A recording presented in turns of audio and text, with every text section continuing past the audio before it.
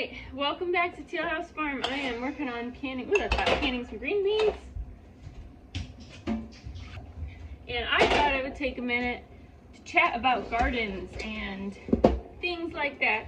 Because always this time of year, right, you get on social media and you see these pictures of people with counterfuls of pounds and pounds of tomatoes who are like, oh, we canned 50 quarts of green beans this year, and those things are absolutely amazing. And that's a lot of work. And I think it's awesome. But I also think it puts a lot of pressure on people, just not on purpose, but just the way that humans are, to feel like if you aren't doing that much in your garden, if you can't grow a garden that's big, or if you can't put up 100 quarts of tomato sauce every year, that you aren't doing enough, or that your garden's not worth the time. And none of those things are true. Every little bit makes a difference. I do not have a giant garden. I have 3 raised beds, and then I have a small in-ground garden behind it that's probably like 10 by, I don't know, 15 maybe. And I do a lot of vertical growing so I can make more use of my space. And I do still produce enough to do canning and things like that.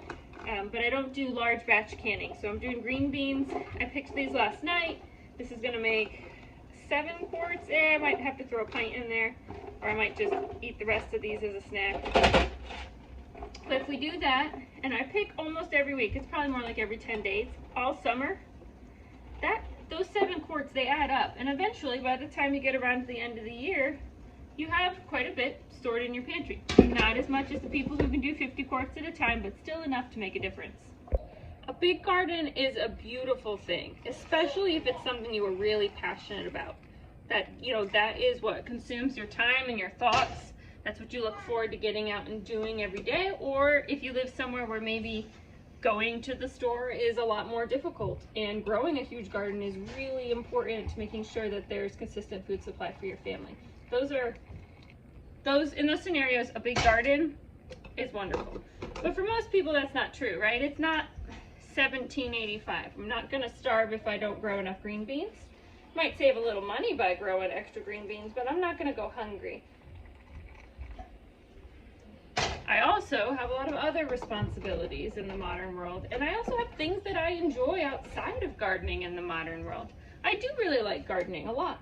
Do I love it more than anything else in the world? No. And so having a really big garden that takes me hours and hours a day to maintain is going to put me in a bad mood for a lot of the summer, if we're being honest. My garden right now is the size where I need to go out and do something with it about 30 minutes twice a week.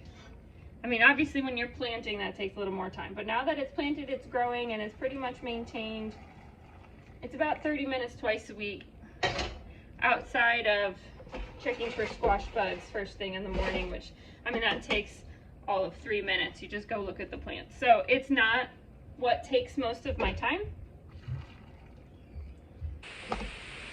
It's not such a large time commitment that it prevents me from doing other things I enjoy, or probably more important at this stage in my life, making sure that the kids are able to do the things they enjoy.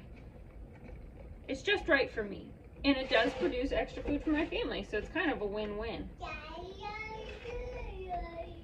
But I fully understand the pressure that you can feel, when you open up Instagram, or even just talking to friends who also garden, who do huge gardens.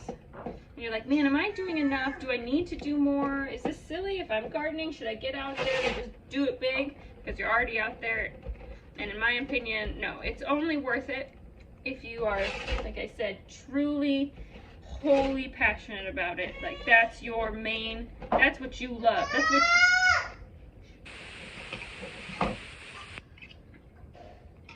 if when you wake up in the morning, it's the first thing you look forward to doing, or if you live in a situation where, you really do need to worry about food security for your family, that would be another big deal.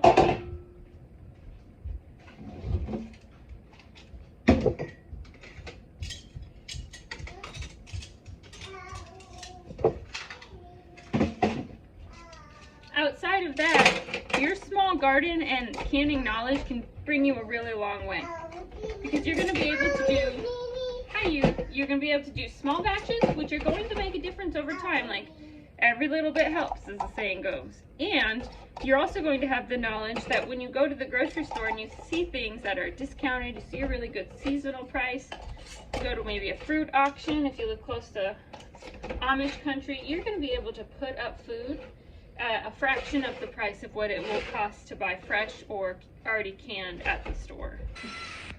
So enjoy your gardens this year, no matter how small they are.